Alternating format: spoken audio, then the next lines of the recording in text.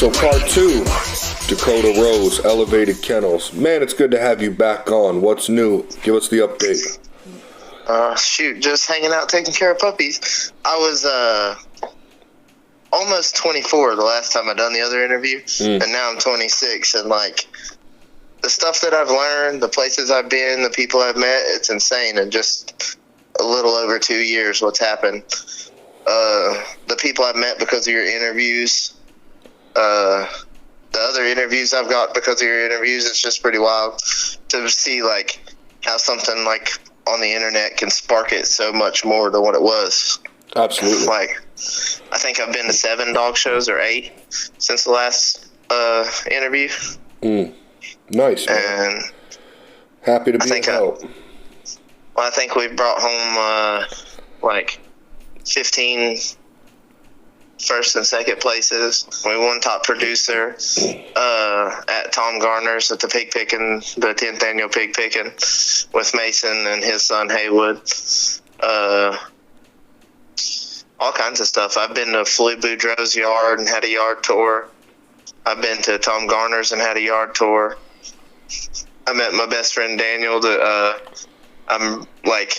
We're both breeding a family of dogs together, and it's been an adventure. Like, we've got like 36 hours worth of driving in just like traveling around for dog shows. Nice. That's awesome. And like going to get dogs. And since the other interview, I've owned all kinds of other people's dogs and stuff. It's been definitely an adventure. Yeah, when I did the first interview with you, you were kind of under the radar. Yeah. That's definitely changed a whole lot. I'm definitely fully on the radar now to everybody. Yeah, man. Every dog man deserves a seat at the table, man. And I mean, I feel like I've been welcomed by all the greats. I mean, I've gotten a lot of hate by people that don't matter, but I've gotten a lot of love by the best. So, I mean, I'm happy for everything that's happened. I couldn't be more grateful. Absolutely. I really couldn't. I think the last time I had like 17 offspring off of Mason, and now we're at like 47 and 7 grandkids. Yeah, so we've been doing some work. Nice. So, how many between you and Daniel, how many dogs you guys got now together? I got 18 and he's got 10 plus, so we got like 30 dogs right around there. That's a good starting point for what you're after. Well, and I had more dogs. I actually rehomed 5 dogs recently. Just because, I mean, I just didn't see how they were going to fit the program much. I got them thinking they might, and then I was like, nah, they do things I don't like or whatever, so I got rid of them. Gotcha. And, like, I've just learned so much about pedigrees and genetics and everything since then. Like, right. It's amazing. Like, I've been on Tom Garner's yard and talked to him about quantum physics and all that stuff. Like, it's the level that I've grown to is wild. I've talked to Tom a couple times. He was actually supposed to jump on for an interview, but that guy is still just one of the busiest men in the dog game. So I think I'm really not gonna have a choice. I'm gonna have to set up a time and actually go there, which I plan on doing anyway. Plan on, kind of re-interviewing everybody in person at some point, and I think, I'd like to really make, a piece of art out of it, a nice film rather than just a phone interview with a slideshow, A real documentary. Yeah, exactly. A real one. Yeah. And Tom is a very busy man. I shook his hand and met him at the last pig picking, and he was just busy, so I didn't bother him very long, but it's just, I got to do the yard tour the year before, and it was fascinating to see his yard. It's unbelievable. It's something everybody that loves the American Pitbull Terrier should see once in their life. Like, if you ain't never been there, then you don't even know what it's like, It's like I don't know. It's crazy. It really is. So much thought process and like years of experience went into making that whole setup. Everything, the breeding program, the kennels, the dog houses, the food bowls, the whelping house, everything. Just so much thought process. Right. Now, so did that push you further away from the bully and more towards the Pitbull Terrier? Well, it wasn't necessarily like, like finding out my research and stuff, I definitely did. Like the only, like Pitbull to staff cross that I've done is I've done 2 breedings. The first breeding produced Creature and his brother Zeus, and the second breeding produced 8 other puppies because Creature passed away and I didn't have nothing off of it. So I repeated it, and I have Haywood and 2 of his sisters. Mm-hmm. And then my brother has his sister, my buddy Daniel has his sister, my buddy Taylor has his brother. Mm-hmm. They're all just around me. They're close. I raffled one off for Floyd Boudreaux to help benefit him. Right. That's awesome. So, what kind of work you doing these days with the dogs? A lot of like wall climb and treadmill, like trying to get into the treadmill racing. I've been kind of really patient, and I mean, there's a lot of people that don't understand it, but I've been really patient because I want a lot of offspring off of Mason to go and compete with, which there's like 10 or 15 of them that we're going to take to the dog shows this next season, and really try to show them off and see what they can do. It's just a lot of working them out and just getting them ready for that, you know, getting them around people and walking them and having them around, like, not necessarily around each other because I don't let my dogs make contact with each other. Mm-hmm. But, like, getting them used to, like, being out walking around with other dogs walking around, too. Like, mm-hmm. having my buddy's dogs over that has dogs off of them and stuff. So it just makes them more confident. Mm-hmm. No. My buddy Daniel just brought up Levi's brother, Major, like 2 days ago, and brought me a welcome box, and we all walked them down the road and stuff and let them tug of war in the kitchen. Mm. They're probably like 6 months old. Now, what's your favorite weight for the Pitbull Terrier? Honestly, I don't really weigh my dogs, but like you can pretty much expect a Freemason dog. If they're off of Mason bred to the Pitbull Terrier stuff, then they'll be anywhere from 30 pounds to 55, 60 pounds, just depending on how you feed them and stuff. Mm-hmm. So I don't really like it too much bigger than that. Haywood's probably like 70 at the most, so that's the working Pitbull dog. Gotcha. And his sisters are smaller than him. He's the biggest. So, as far as the temperament, as far as how hot the dog mm-hmm. is on your yard, what would you consider hotter, a male or a female? So, it's not necessarily male or female, I've noticed with my line. Through seeing many generations and many of the dogs, so the red ones seem to be hotter at a young age. Me and my buddy Daniel's noticed this at Throwback Kennels. Mm-hmm. We've noticed this. So, like, the red ones will be hotter at a young age, but then they all end up at the same place when they're adults. Mm. Like, they're all pretty fiery, can't let them around each other. Like, mm-hmm.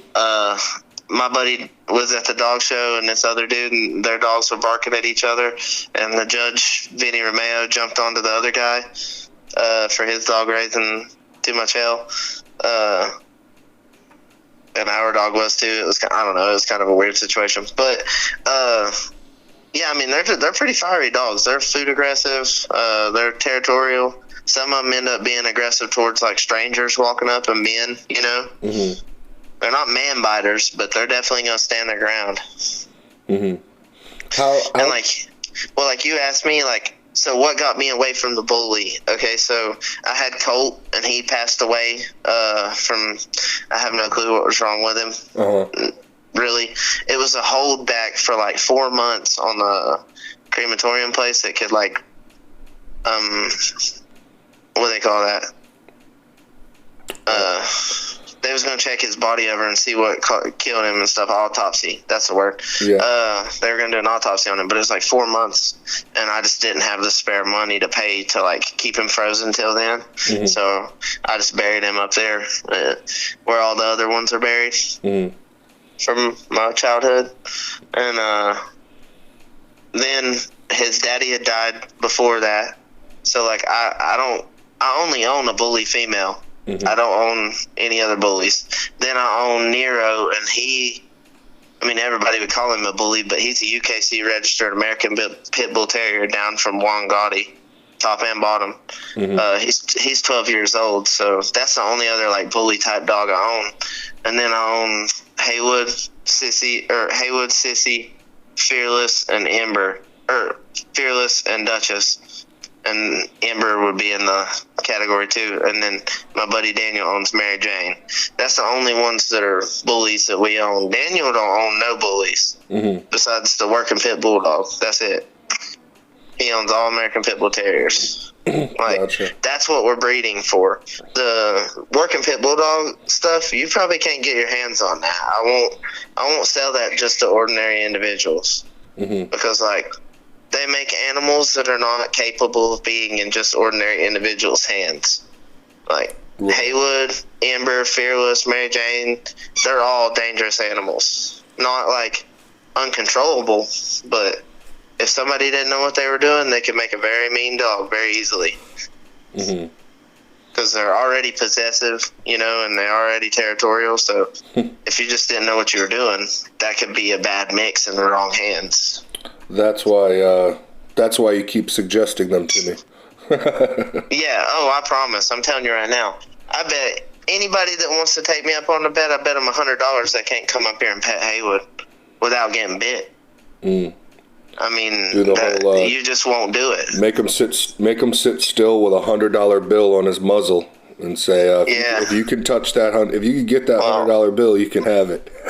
When it comes to being on his chain in my front yard, he has no control on that chain. I put him on a leash. He's perfectly fine, but he's an animal on that chain. Like, he really is. That would be a perfect cross to your Zuma dog. Perfect. And they're type to type. They're like each other, so it would click. How close would you breed?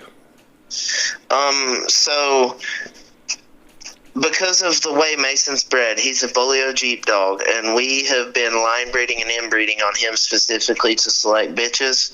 That was my plan. After the last interview, I really got a plan in mind of what I was going to do, do it justice, do it right. I realized what I had in my hands at that point. And so we bred him. I actually, because of your interview too, I got somebody got a hold of me telling me that they had one off of my dad's blood, and I was like, all right, okay. So I got to looking into it, and it was off of one of a triple bred bitch off of my dad's stuff to a male off of the first breeding my dad did, and I was like, okay. And I don't know about any of her other litter mates, but I was like, all right, and I bought her. No questions asked. As soon as I see pictures, I was like, all right, I bought her. And I'm glad, too, because she's the dark genetics. Like, we had a few light dogs out of my dad's, like Buckskin and a couple of Brindles, but she's black. Like, most of the, like, probably 57 out of them were, like, mostly black or chocolate or black with white patch dogs out of them. And then we had, like, 2 Brindles and a Buckskin. Like, we didn't have, so I was like, heck yeah, that's the right genetic that I need. Her mama's a Buckskin, so I was like, all right. Well, I took her, and then I bred her to Mason and produced Vixen, Rogue, and Harley. And I took Mason and bred him to Rogue, the one that's the most like Mason as far as genetics. She's brindle and white. And they produce Levi, Judge, Major, Havoc, Cash, a bunch of like really nice little, probably 6-7 month old dogs. They're very nice for their age.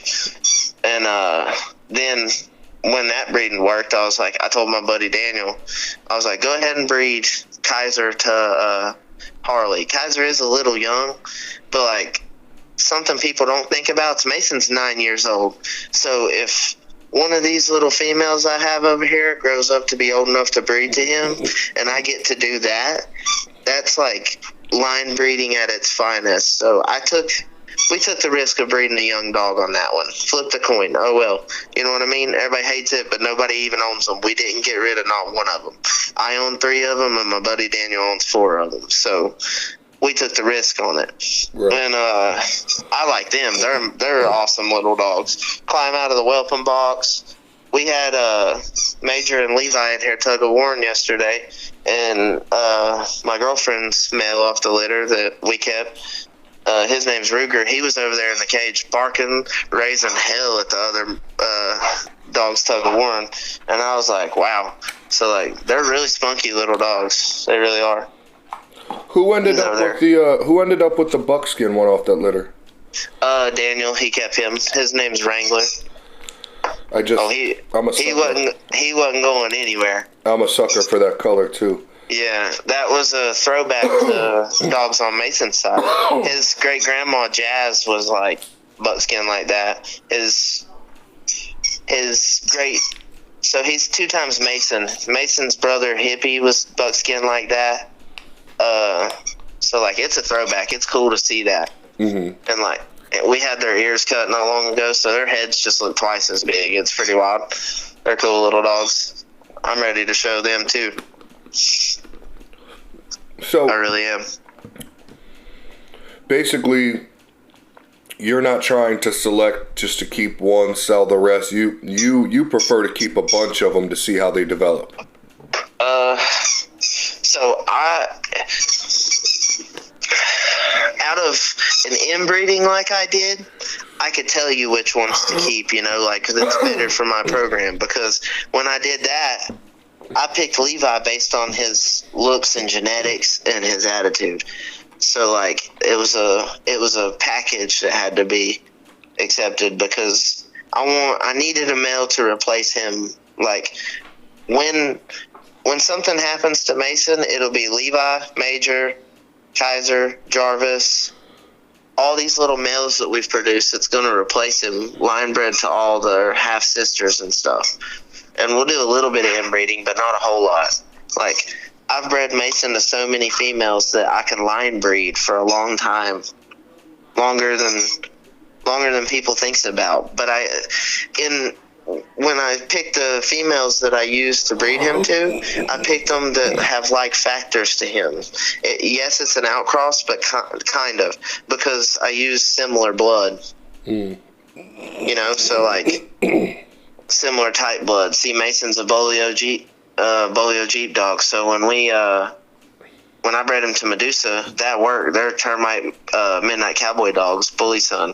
So like, there's a big dispute in Red Boy's pedigree who his daddy is, and I believe he's a Lightner dog, and that makes more sense. It's very similar to what a Bolio dog is, and it's what I see firsthand breeding my stuff to that stuff. It clicks really well. So really, go ahead. No, you're good. What was your question? I was going to move to another topic, but what were you going to say? Like, when you cross up certain things, it either clicks or it don't, based on the genetics of the individuals you're using. Like, the traits that my female carried through really well in them puppies, therefore when I inbred on it emphasized on the traits I was liking.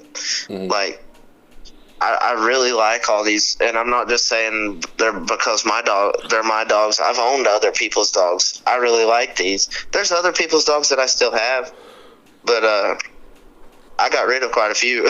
I'm not gonna lie. Some bark too much. Some mess with their food bowls too much. I'm picky on it. Like, when my dogs are so easy and so easy to take care of, why would I pick these hard keep dogs?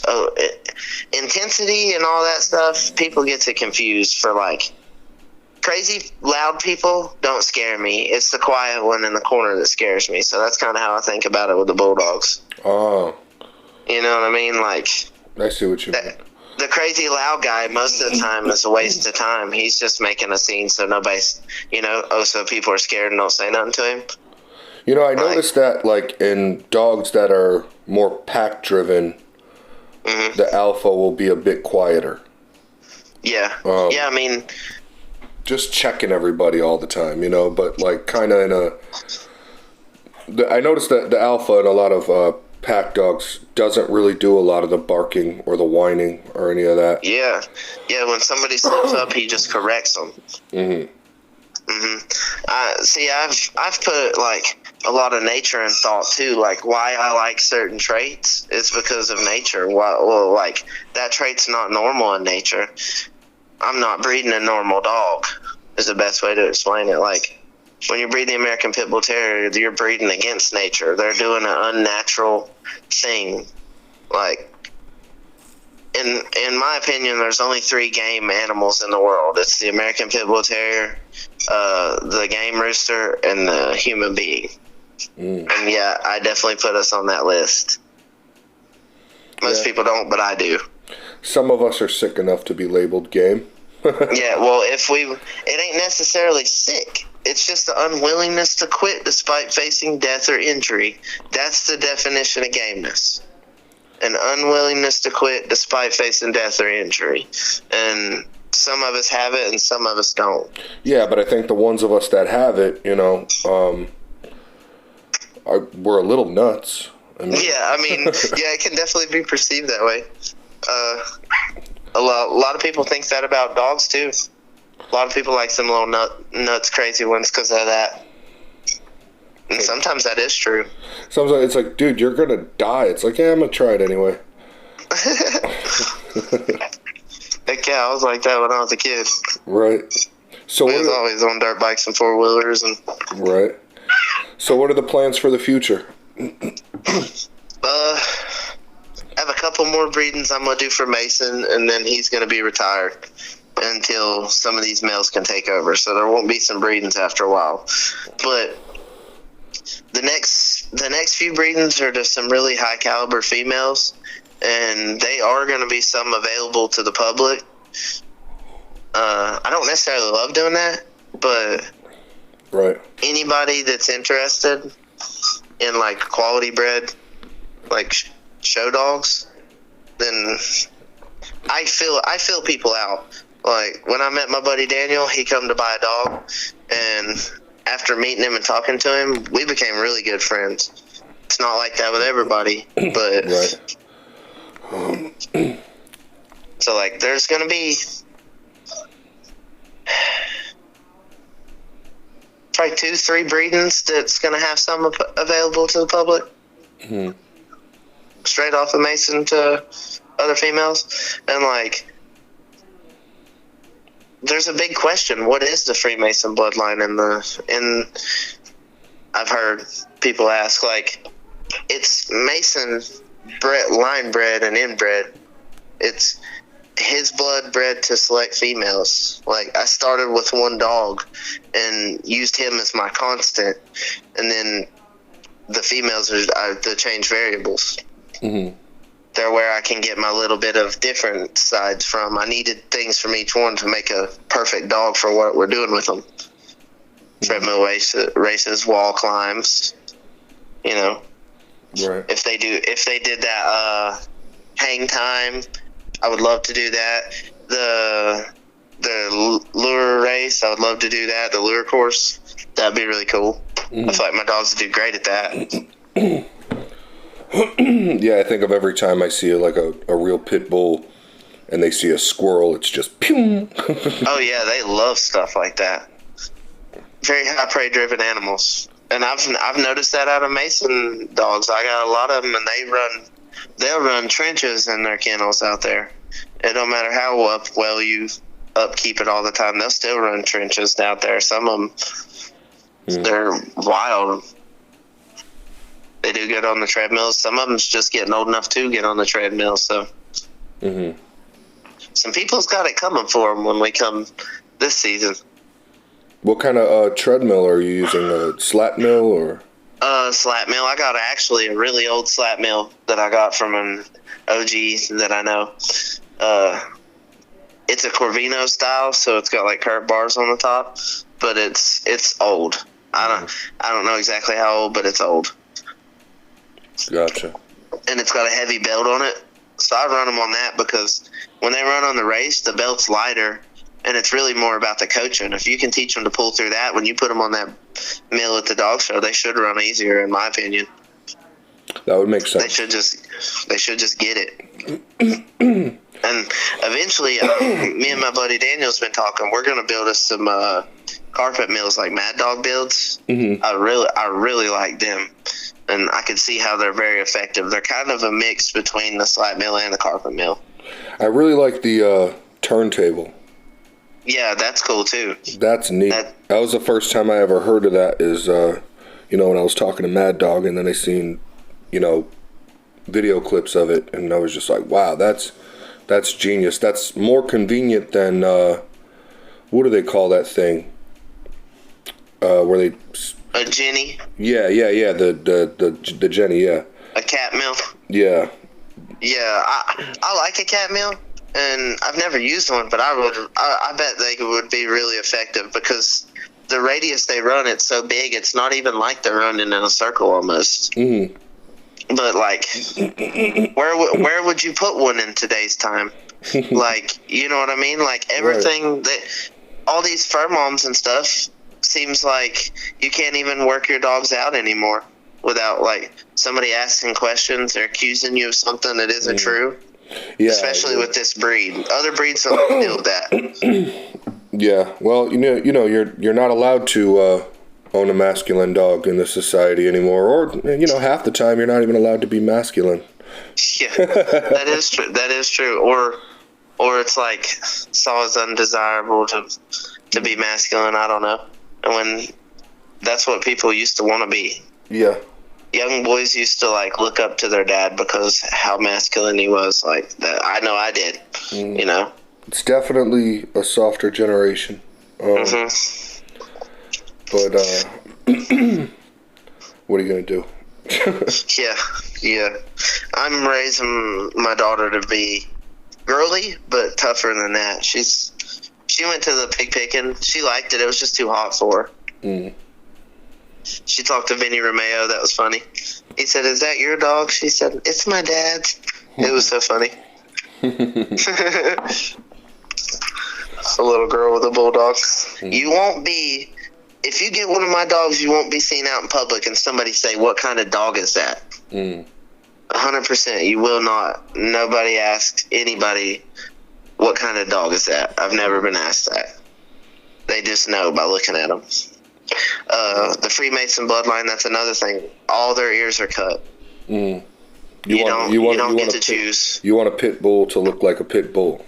Yeah, all their ears are cut. We don't choose. Like, we cut them all. How short are you doing the crops? Most of them are just standard, but I got one male that's got like a really short crop, very close to battle crop, but I done that just so he'd stand out. He's Levi. Mm-hmm. His crop's very short. I'm going to send you a bunch of pictures for you to put in the interview. I got tons of pictures. Mm. Pictures from the dog shows and all that stuff. Right. Breedings we've done. Yeah, man. In the last interview, I talked about buying a female from my buddy Nick, and she's a Garner bred female. I bred her to Mason recently, and I'm still hoping that took. Hopefully by mentioning it, we'll put some good juju in there, not bad. I hear you. I see a lot of younger dogs at the dog shows. People really need to think about what they're feeding their dogs. Mm. Like, I see a lot of weak dogs, and I'm not trying to call anybody out or anything, but it's just facts. Like, what are you feeding?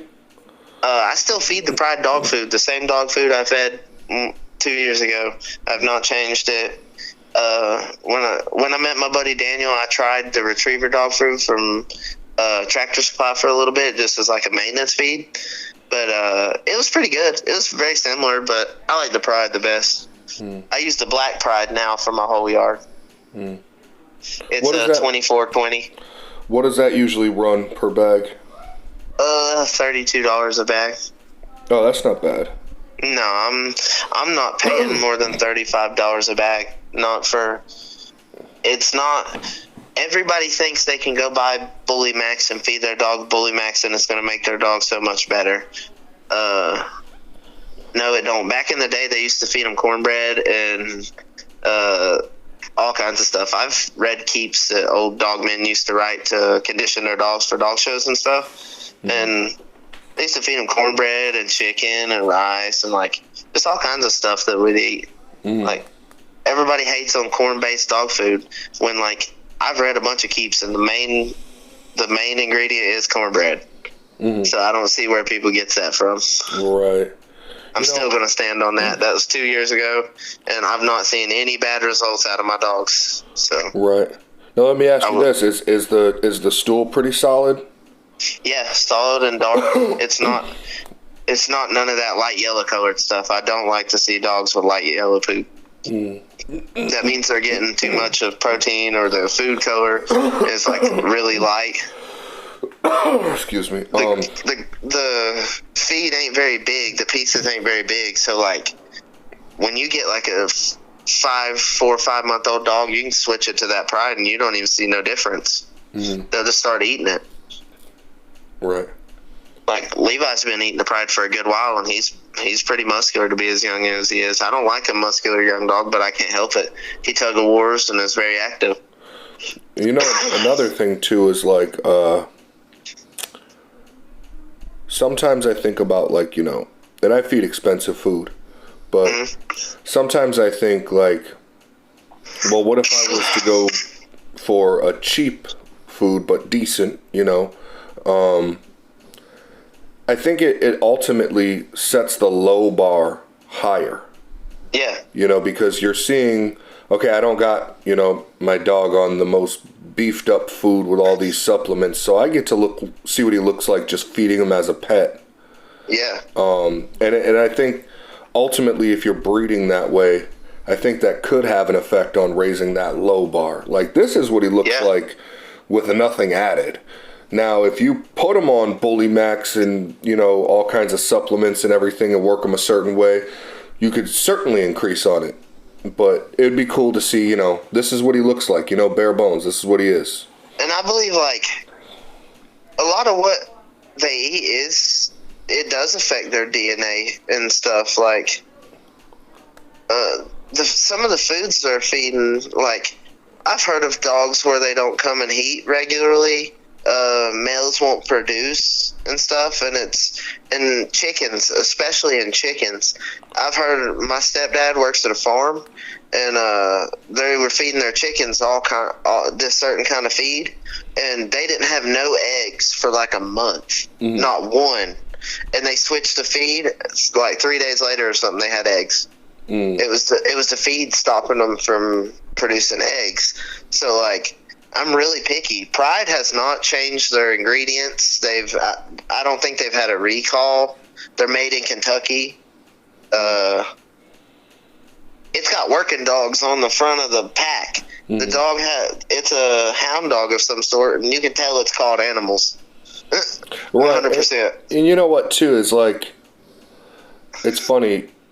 The price of something, I think, in a lot of people's heads means better. Yeah. And honestly, they just don't have, if you think about it, pedigree. Now, I haven't fed pedigree for years and years and years, but I don't really know what's in it. But I know that Diamond, for example, I'm using Pro 89 at the moment, since the whole Victor thing, but I won't get into that. But the only difference is, you know, I don't know what's in pedigree. But for all I know, the ingredients are better or the same in pedigree as some of these top-of-the-line foods. It's just one company had better marketing to a specific niche of people or niche of people, however you want. And it picked up, and they started selling it more. So I like pedigree puppy food and stuff, and my buddy Daniel, he likes the retriever puppy food, but I like the pedigree puppy food. Part of the weaning process so I break all my puppies off of my females at 4 weeks old. They do not see the mama after 4 weeks old. They don't need to. They already have teeth. they're already just like interested in food. Like when I show it, I show them like a goat milk and puppy food solution. Like I blend it up and it's a liquid that I give to them, and they take it right up. And so my thought process is I want them to have soft stools when they're first broke off of the mama, because when they're having that milk, the stool is soft because it's not a solid that they're eating. You know what I'm saying?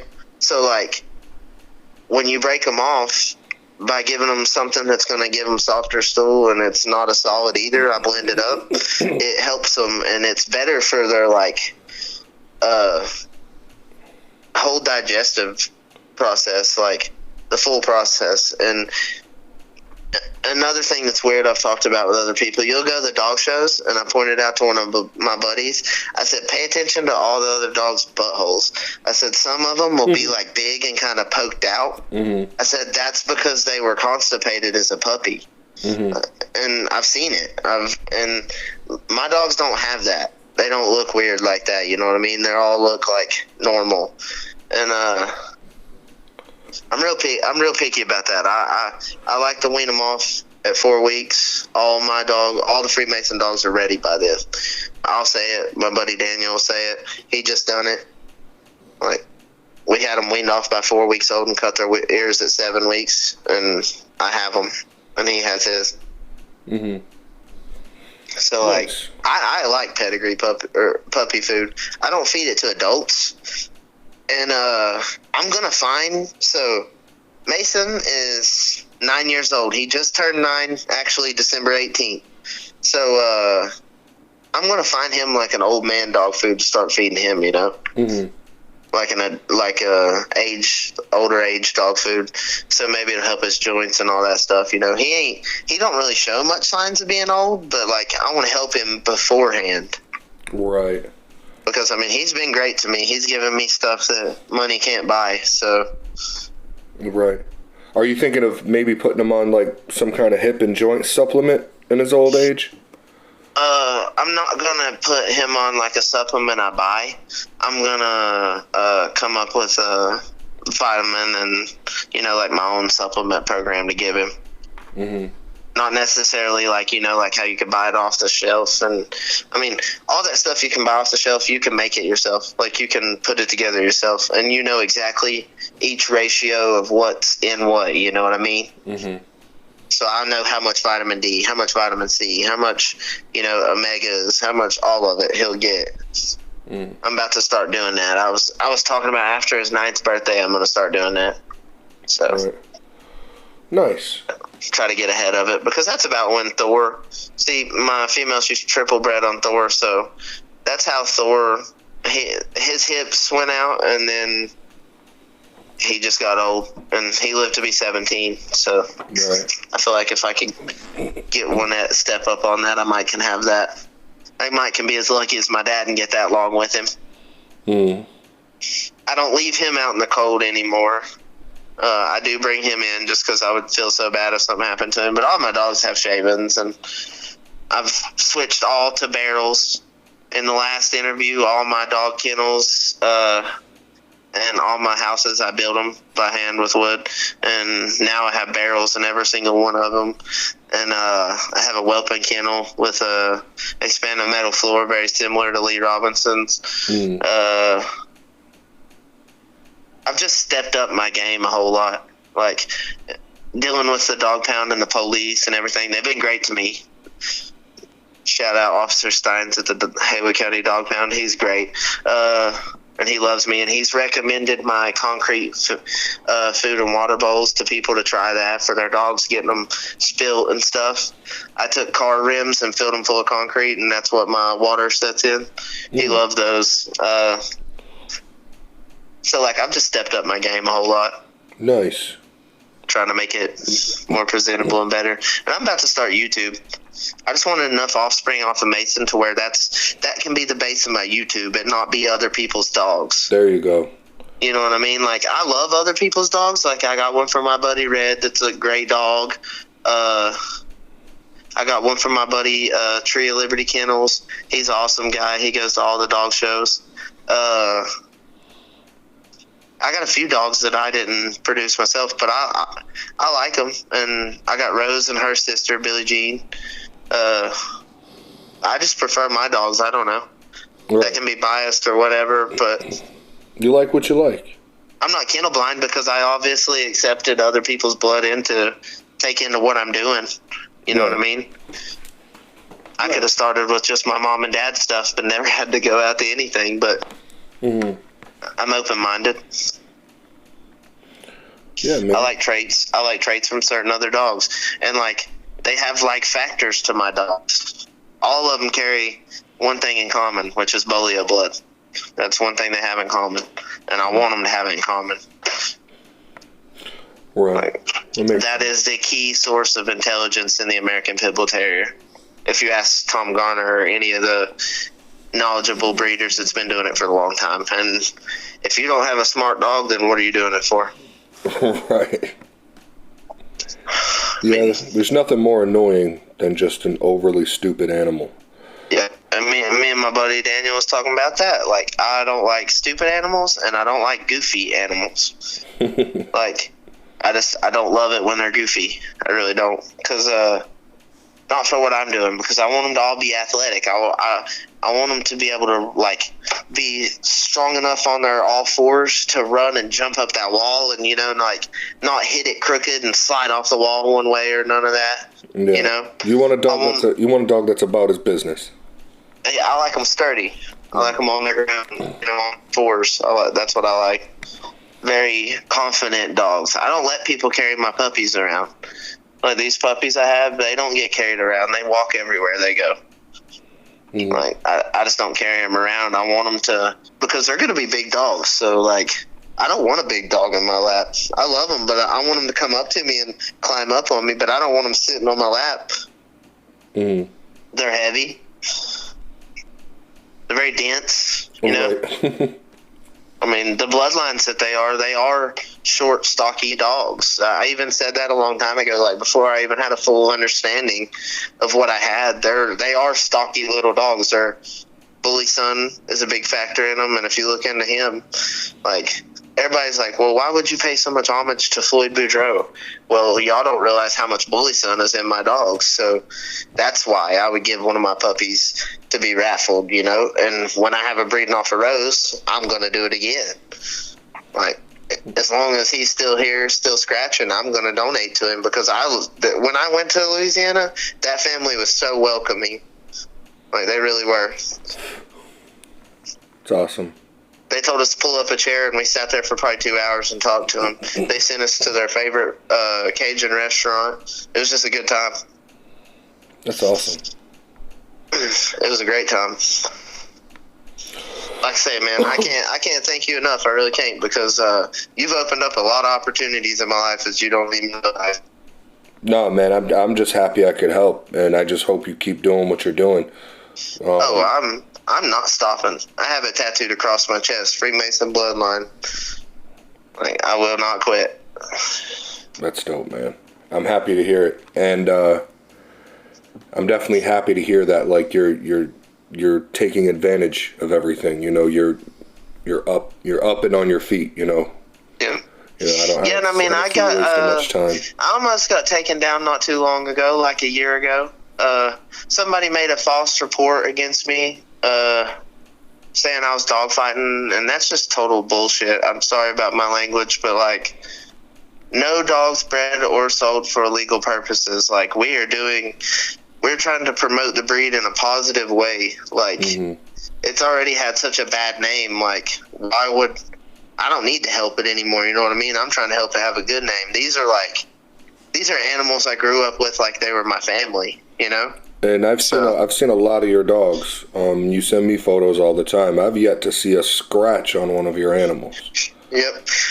I mean, I don't let them on each other. Medusa, okay, so she has killed 3 animals on the chain, not getting off. She killed 2 possums, and she killed a groundhog. And the groundhog recently, it got her on the face about twice. So that's the only scarred up dog I have. She has 2 little scars on her, and I've been putting some stuff on it, and it will go away.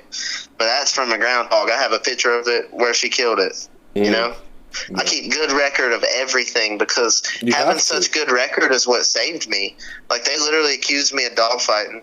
3 animal control trucks, the ASPCA, they showed up to my house and, like, wanted to look at all my stuff. I welcomed them to look at all my dog yard, everything.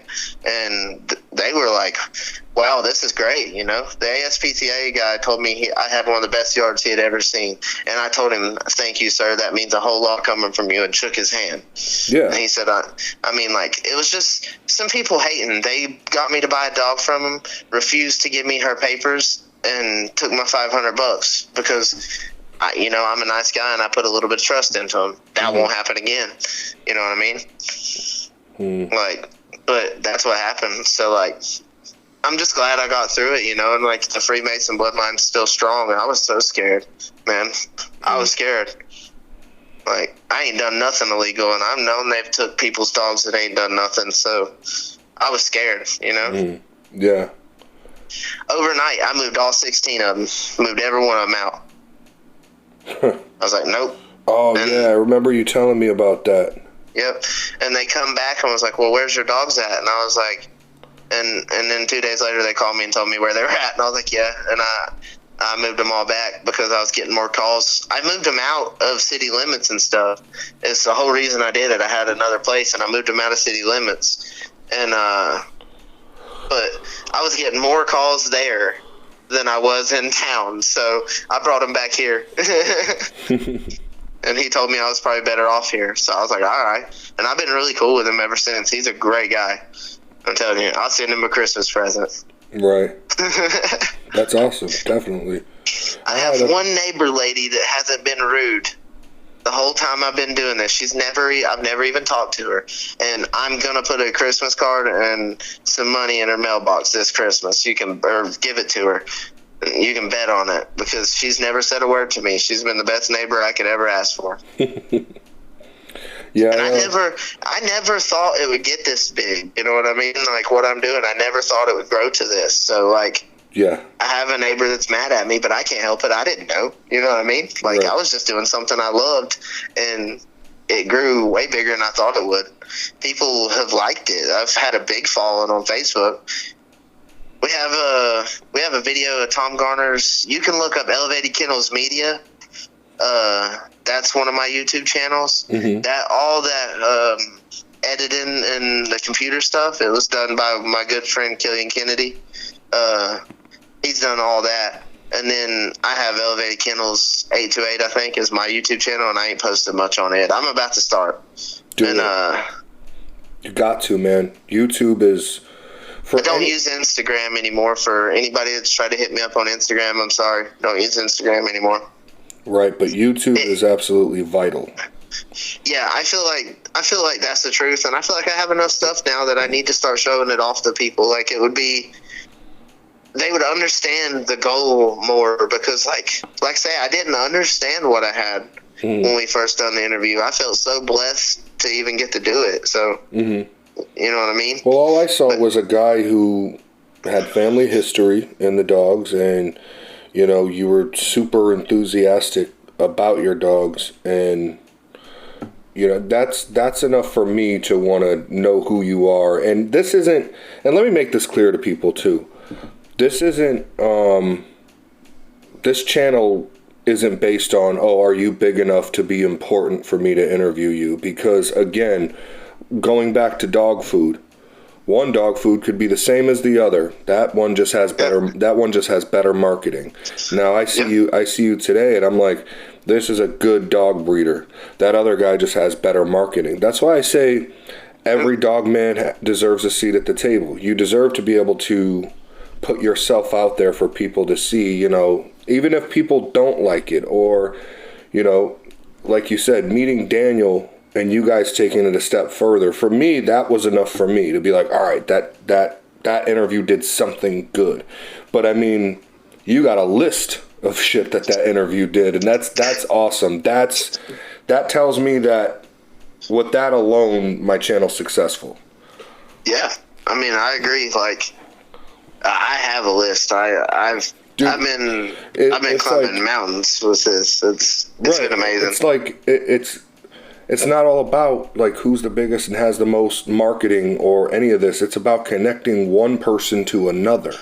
You know? And by doing that interview, you made a small town guy like me get to shake the hand of somebody like Tom Garner and Floyd Boudreaux's sons. You know, the top guys. So like, yeah, it is crazy to see what's happened. I mean, I'm very thankful. I've talked to people you've interviewed. Like, it kind of opened my mind up. Just get out there and talk to these people. Like, if you want, don't act weird. They're nothing. Just talk to these people. They'll talk to you.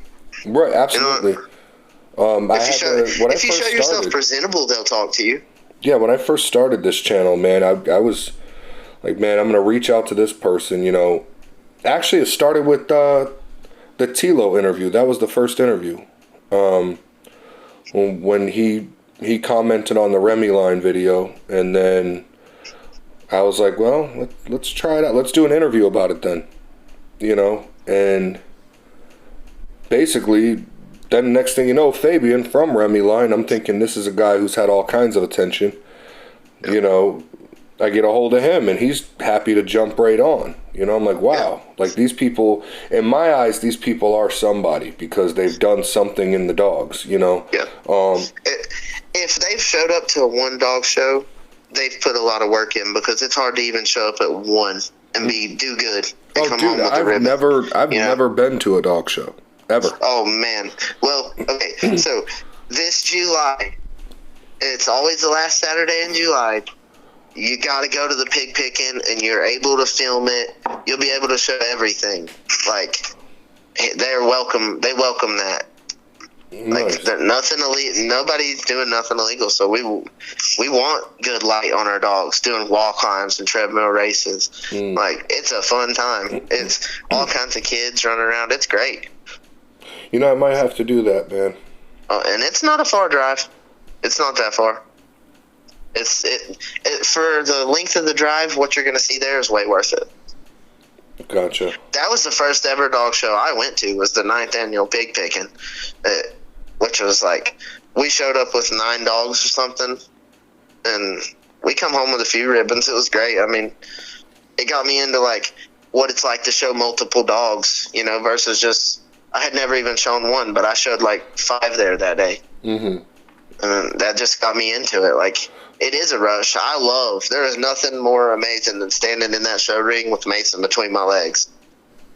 Like, I just love it. I'm representing. It's like he knows we're from a small town. He's the loudest one there, raising the most hell. He knows we're just some hillbillies from the backwoods. We got to represent. Right. And it's so funny. He's a different animal with the dog shows. That's awesome, dude. You know what? I've been wanting to really do some traveling, and maybe this summer I could see if I can try to make that happen. I remember I was talking before about swinging up through Greenville to see Daniel and possibly all meeting where you're at.